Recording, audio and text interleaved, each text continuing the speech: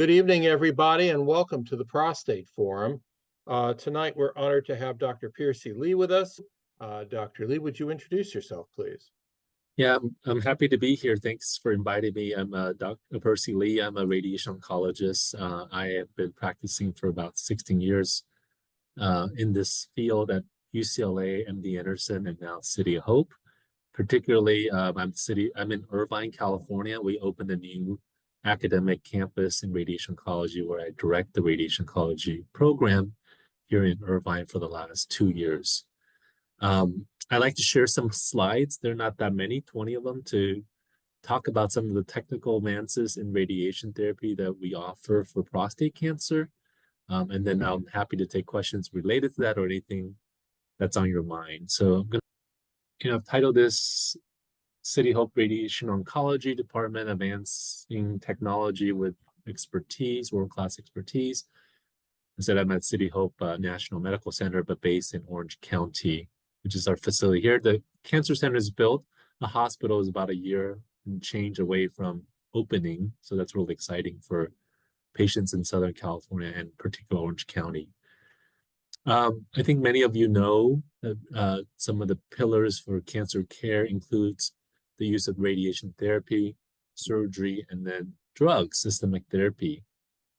Broadly, I'm not just speaking about prostate cancer, but overall, I think incidence of cancer is rising due to a number of factors, particularly, the aging population, the people are living longer, there are better treatments, better screening and early detections. And the good news is that outcomes in general for most of the cancers, many of the cancers are improving with these better treatment approaches. Despite that, about 1 in 3 Americans will be diagnosed with cancer in their lifetime. And half of these patients will benefit from radiation therapy in part of their journey through battling cancer. And for those patients where cure is possible, radiation is integrated into their treatment about 40 to 45% of the time.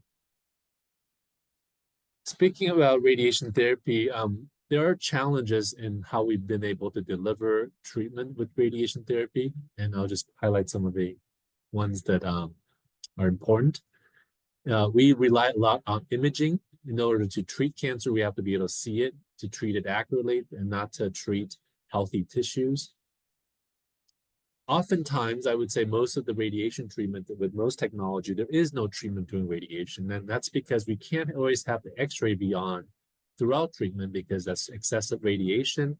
It's also not necessarily the optimal type of imaging that one can use to identify where exactly we're aiming the radiation at. On top of that, our bodies are constantly in motion. Things move around when you take a deep breath in the area of the pelvis. The rectum, peristalsis can often gas can cause, for example, the prostate gland to be in a different location, different times of their treatment. So all this accounts for uncertainty when we deliver radiation therapy. I want to show you an example of an image obtained on a regular linear accelerator. We have one of these at our center.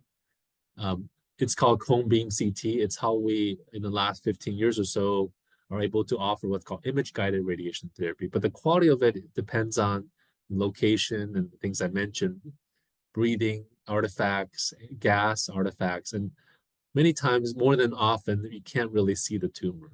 On the right is an MRI scan, and I'll talk about why we're doing this, but MRI typically can show soft tissue really well, prostate, bladder, colon, rectum, and it also allows us to be imaged during treatment because MRI doesn't have the same issues with X-rays and CT scans. You can image during treatment and see what we treat. So one of the technology I want to focus on is this MRI-guided radiotherapy device we have at Lennar. I've been fortunate to be using this and been one of the early adopters back in UCLA in 2016, 2017 when it was first used in humans. And this combines MRI scanner with therapeutic radiation in one suite, one machine, a hybrid system. And as I mentioned, it allows us to image before, during, and after radiation therapy. It allows us to use it, the motion, and then turn the beam off and on depending on if it's outside of our treatment field or not, or our margins. And not so much for prostate cancer, but for example, cancer in the abdomen, pancreatic cancer, we can change the radiation daily because we know those organs that are around certain cancers move around, and the original treatment plan may be inadequate when things have moved and you're targeting healthy tissue instead of cancer, which is not good. And the future includes using the MRI to do what's called functional imaging, where we can see the changes from treatment and then only treat the areas that are more resistant to the ongoing treatment.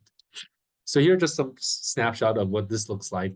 Top are, well, the left panel is, again, a diagnostic quality CT scan where it didn't show the tumor in the liver. Here on the MRI, on that machine does show it. In women with breast cancer, sometimes we treat just the cavity after the cancer is removed. Similarly, on the machine that we treat often, we can't see the cavity, nor can we see the entire extent of what we're trying to treat. Here's an example of the liver, and I'll have an example of the prostate later on with MRI, with or without a contrast agent. Again, we can give contrast agent that highlights the cancer in the liver in this case, and then treat that during radiation therapy very accurately. And this is just to show that radiation therapy has gone a long way, trying to be as accurately and precise as possible. Some of these include using ultrasounds for fiducial markers or goal markers where we can put in cancers such as prostate cancer so we can line them up because of the challenges of seeing the prostate on the regular CAT scans. There's x-rays that we can take similarly to line up to those goal fiducial markers. And then the MRI, really, we just track the actual cancer. We don't track a marker. We don't track anything other than the cancer. And here's a video of a pancreatic cancer. You can see when the patient's breathing, it's moving quite a bit. But we can ask the patient to hold their breath and then treat a very small margin. And when the cancer moves out of the field, it turns off. So that's why the side effect profile has been much better with this technology. Similarly, there's another image here of another plane of tracking that we can see this cancer being treated only when it's in the radiation field. This is just to kind of, I mean, hope I'm not belaboring the point. You know, not being able to see what we treat has been challenging. How can you fly a plane without seeing? How you can operate without seeing? So many times, even though we have a clear picture of right before treatment, we haven't had anything other than something like the MRI guided radiation where we can actually see what we treat during treatment. So that's been a bit of a game changer for us in radiation oncology. I'll skip this slide because I went over it again. This is a video of it showing that we can track the tumor in the liver. It will only turn on when the radiation is in the right area. And we miss all this healthy tissue by doing so. Now, focusing on prostate cancer. So has this technology been implemented in prostate cancer? The answer is yes, at many, many places, including at UCLA, where I started my career. This was done by Dr. Amar Kishan, who's a radiation oncologist. He ran a study for prostate cancer, treated with radiation called stereotactic body radiation therapy. That's a 5-session treatment for some localized prostate cancer patients who are eligible. And the comparison was using MRI-guided or regular CT-guided radiation. And the intervention is to reduce the margin on the MRI-guided side because we can see what we treat better from 4 millimeter to 2 millimeters. So CT approaches, we put a margin of 4 millimeter around the prostate. With MRI, those patients who were randomized got 2 millimeter. And this shows the side effect profile from this study that was run prospectively at UCLA. With MRI-guided radiation, there was less urinary side effects and less GI toxicity or diarrhea, for example. And this was scored by the doctor and also scored by the patient. So patient-reported outcome plus doctor-reported outcome. So this was the first, randomized phase 2 study that showed MRI-guided radiation therapy improves the 3-month side effect profile of SBRT for prostate cancer over SBRT using CT-guided treatment where the image isn't on doing treatment. And so with that, as you all well know, the standard of care for localized prostate cancer, including mainly include surgery or radiation as far as treatment modality that has the most evidence for. Just, with MRI guided or just radiation in general, we don't use a scalpel. There's no anesthesia. There's no contrast given. There's no restriction activities. There's no dietary change, and there's no downtime. So it's not for everybody, but I think for a lot of patients who are candidates for radiation and SBRT for prostate cancer, that's much better than the 8-week course of radiation, and sometimes preferred over surgery in some situations. There are other indications used in MRI-guided radiation therapy, even more challenging tumors in the spine, in the lung. Sometimes we treated a gentleman with metastatic prostate cancer involving lymph nodes in the abdomen and pelvis. Would have been very challenging to treat with standard linear accelerators, but we were able to accomplish what we were trying to achieve with this technology. Mobile lung tumors, lung tumors near critical organs like the heart, esophagus, as I mentioned, breast cancer, a lot of data on pancreatic cancer, another area of my interest, kidney cancer, adrenal cancer, liver tumors, as I mentioned, abdominal pelvic lymph nodes or metastases, and then prostate cancer as a definitive treatment in lieu of surgery. This is just to highlight our City of Hope network. So we're based here in Orange County. The original campus is up here somewhere in Duarte, but we have 17 radiation oncology sites in our network.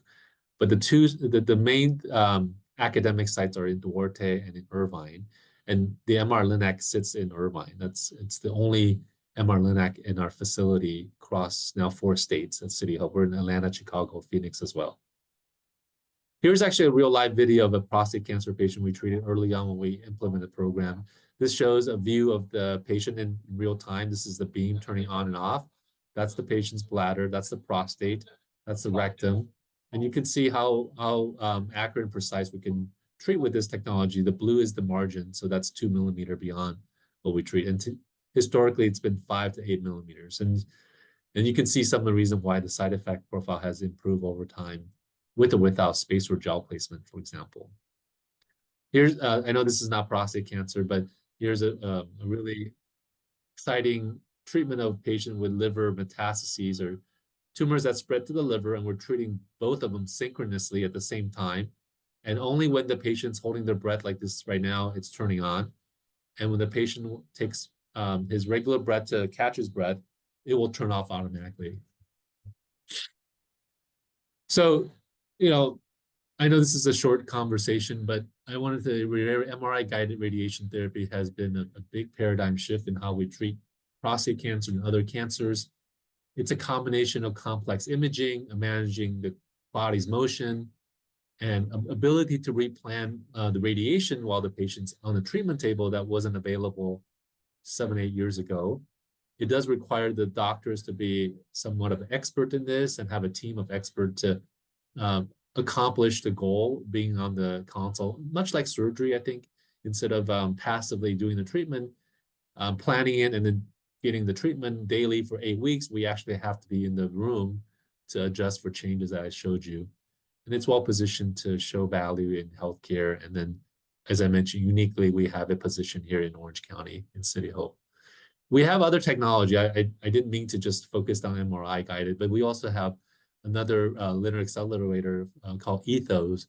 This is a CT-based treatment. We've treated a lot of prostate cancer patients on this as well. It has a lot of technology built in that's related to artificial intelligence and redrawing the normal anatomy and the cancer while the patient's on the table as well, and doing this adaptive replanning approach.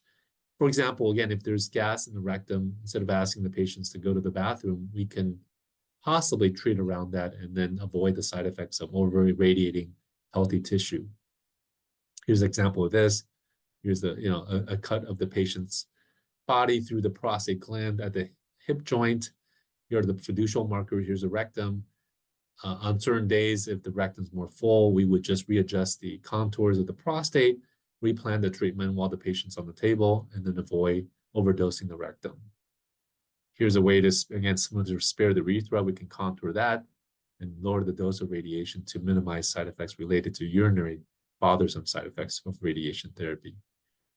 So that's really all I have. I wanted to kind of focus on these two pieces of technology and expertise with MRI-guided, CT-guided adaptive radiation therapy for prostate cancer and other cancers.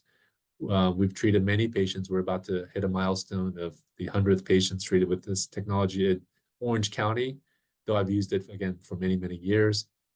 We have multiple trials planned in place, and the vision is that this will be a destination center for not only this technology, but any advanced technology that allows us to personalize the radiation therapy on a daily basis.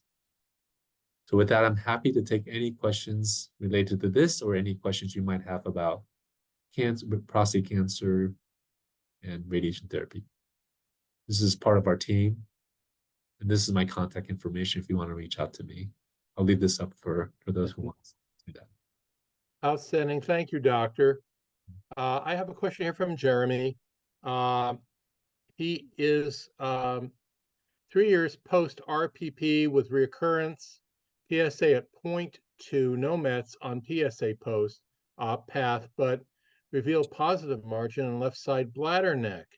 Salvage RT being considered, but do you recommend another PSMA to try and locate the disease? Well, it sounds like it sounds like the patient had surgery and then had some features that suggest that the cancer some of it may have been left behind, positive margins and an elevated PSA. I think it doesn't hurt, but PSA of 0.2, typically the PSMA PET is not sensitive enough to pick up any residual disease at that low PSA. So we typically wait till it's closer to 1. But based on what I've heard, he is a good candidate for salvage radiation therapy. I wouldn't necessarily wait to treat. I would consider treatment even if the PET scan is negative. That makes sense. Does anybody else have any questions they'd like to ask? And Neil, could I make ask Please. a question? Dr. Lee, thank you very much for those remarks. The recent article in the Orange County Business Journal was very flattering, and we very much appreciate your talking to us. Where does PSMA guided SBRT fit in? So we use PSMA PET all the time. So I would say it's definitely a game changer in detecting where the prostate cancer is in the prostate or in metastatic site. So what we typically do is fuse those images, combine them with the treatment planning images with radiation planning. So it allows us to see where the foci are and make sure that we don't miss them when we design the radiation therapy. When there's positive lymph nodes that light up on PSMA PET, for higher risk patients, we also boost those areas with higher dose of radiation. Something that we didn't do before because we couldn't see where these lymph nodes are. They're not necessarily bigger, they just are active on the PSMA PET scan. So those are some of the ways we've used it in metastatic disease. When the PSA is elevated and we find a couple of sites in the bone, in the ribs, we use that to target that with SBRT, short course radiation to metastatic sites, oligometastatic sites or limited sites of metastases. So that's kind of how we've used it. There is a technology called reflection or biological guided radiation therapy. We have it at our Duarte campus. The idea of that is combining a PET scanner with radiation therapy. It's not ready to kind of use it for PSMA directed treatment, but I imagine in 5-10 years, it may be something we do where they get a PET scan while on the table and the radiation is aimed at those sites that are PSMA PET positive on a daily basis. Very good. Thank you very much. Sure. We'll open up the floor to other questions. See Bob's hand raised. Yes, if you don't mind, I'd like to ask a question. One of your slides, this is a little off topic from prostate cancer, so I apologize. One of your slides showed a lumpectomy with a circle around it. So are you using this technology for someone Breast cancer. breast cancer lumpectomy to confine it to that area? Yeah. Is this preferred now? It's one approach. There has been studies done with this MRI guided radiation to just treat the lumpectomy cavity. And I should also say there's been studies done with non-MRI based and partial breast irradiation, where we just treat the lumpectomy cavity for patients that are eligible, earlier risk disease, older women. I think number one, you have to be the right patient. Yes, sometimes we can get away with just treating the lumpectomy cavity. Yes, with MRI guided, we believe it's more accurate because we can see the cavity during treatment. Washington University in St. Louis has published some great work on this topic, on looking at using this in one single treatment, showing excellent outcome in cancer control, but also cosmesis, reported by the women that undergo treatment. And so, yes, it's one of the treatments for some patients. Okay, thank you. Thanks, Bob. It looks like Jeremy has a question. Hi, Dr. Lee. I actually have an appointment with you in a couple weeks. Okay. All right. I'm again, my recent PET scan was negative for any Mets. The PSA is rising, as you went over, and the post-op pathology showed the positive margin at the bladder neck. But with the negative PET scan, how do you determine or target the radiation area when you can't see anything evident on the PET scan? Yeah, no, that's a very good question. I think there are, first of all, but there are a couple of things, because you said the surgical margins were positive. So I think that's partially. There was one. Yeah, there was one margin. Yeah, so we definitely, there's standardization of how we decide where to treat in a post-prostatectomy setting. For example, we treat the prostate bed. Yeah. And the bladder neck is a big part of it. It's actually reassuring, believe it or not, to know that the margins were positive, because at least we know more likely than not it's localized, and we'll definitely cover that area. Okay. Depending on how high the PSA levels, we decide to add hormonal therapy, androgen deprivation, Lupron, Orgovyx. We decide how long that is. We decide whether we treat the lymph nodes or not. So all those kind of factors will determine how much we treat, how big of an area, like just the prostate bed plus lymph nodes, or just prostate bed. Do we need hormones or not, and things like that, depending on when the surgery was and where we think the cancer may be. Okay. But you're right, we can't see it, so we kind of have to base it on our clinical judgment, the pathology report, individualize it to what we know and the PSA value. With the PSA being just hitting 0.2 and it's been 3 years, it was undetectable the previous 6 months. So what they call, I guess, PSA velocity has gone up over the last 6 months. Yeah. Does that indicate anything in terms of how one would, because you said it's better to treat beforehand or not wait necessary to get another PET scan? Yeah. Yes, so because we know there's probably some residual cancer left. It may be very little. Sure. It's more likely in the prostate bed, probably in the bladder neck for sure. Yeah. Hopefully not in the lymph nodes. There's been a good 3-year follow-up to show that it's slowly rising, and maybe it's picking up at steam, and the longer we wait, the less the chance that it remains localized. That's the rationale of treating early.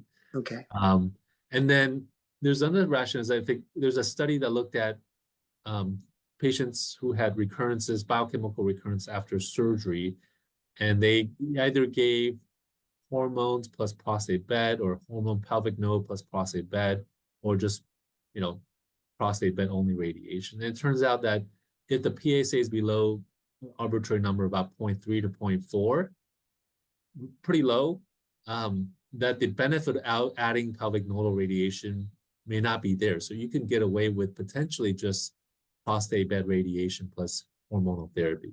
Okay. So that's sort of how we use the number in the history. So that's what probably I would recommend, is consideration of 6 months of hormonal therapy, prostate bed radiation, and yeah. Does the image mapping that's done prior to planning the radiation, is that kind of the final determination on the course of treatment? So the mapping is to allow us to contour the area, draw the area we want to treat. In this situation, it's a clinical judgment, right? There's we need to treat the entire prostate bed, part of the posterior bladder, some of the anterior rectum. The standard treatment is a longer course, about 38 treatments. And that's because anatomically that space is not very stable, his prostate is gone. So there's could be more bladder, more rectum one day, there could be more bowel. So we know it works by doing, the painful part I always say with this is just the duration of treatment, the 7.5 weeks of treatment, not actually the treatment itself. It's just coming in that many times. Yes, there are studies done with this MRI LINAC for shorter treatments. I don't think it's prime time yet because we don't have long-term outcomes for the side effects profile. So I would only do that on a study, 5 sessions. And then you have the machine there, this MRI guided machine that takes real time. Well, that's what I was saying, that there are studies using our technology to do shorter treatments. Again, I would only do a shorter treatment if it's on a patient on study. So they're fully informed of the risk benefit, because we know the traditional way works well with very little side effects. It just takes a long time. Well, we'll discuss it when I come in. So thank you so much. Sure. Appreciate it. Sure. Do you live in Orange County or? I do. It's one of the reasons why I'm coming down to you. And are you, I'm curious, are you referred by one of our surgeons, or you just self-referred? Actually, unfortunately, he sadly passed away, Gil Schwartzberg, who was the CEO of, he was the CEO of City of Hope, and he is one of my mentors. Oh, wow. Okay. So one of the last things he told me to do is go to City of Hope, and then they sent me down to you because you're closer to my house. Got it. And you've got the machine. Yeah, we got a good technology and good people. Yeah. Good experts. Thank you so much. Sure, my pleasure.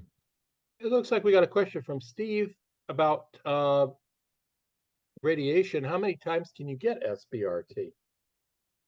There's really no limit. We used to say there is a limit. I would frame it this way.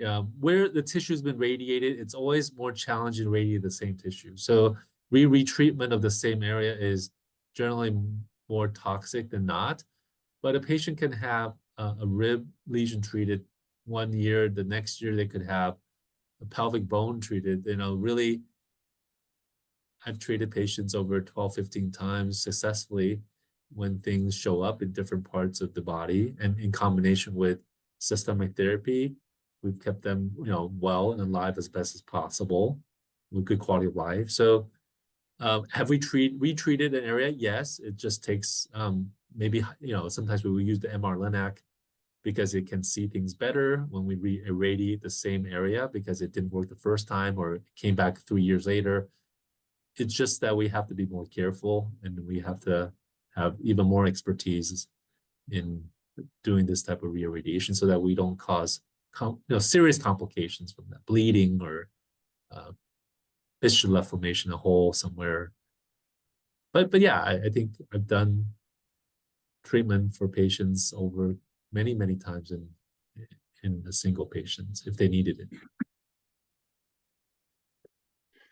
Dr. Lee, thank you so much for joining us. Any parting thoughts? No, I think I appreciate you inviting me to this forum. It's great to be able to interact with patients in this way. And please reach out if you have any questions that you weren't able to ask. And can put it in my chat, my email address if you like. Please. And good luck with whatever you're dealing with or your family members are dealing with. Thank you very much. We look forward to having you again. Sounds good. Thank you all. Yeah, thank you, Dr. Lee. Thank you. Take care. Bye-bye.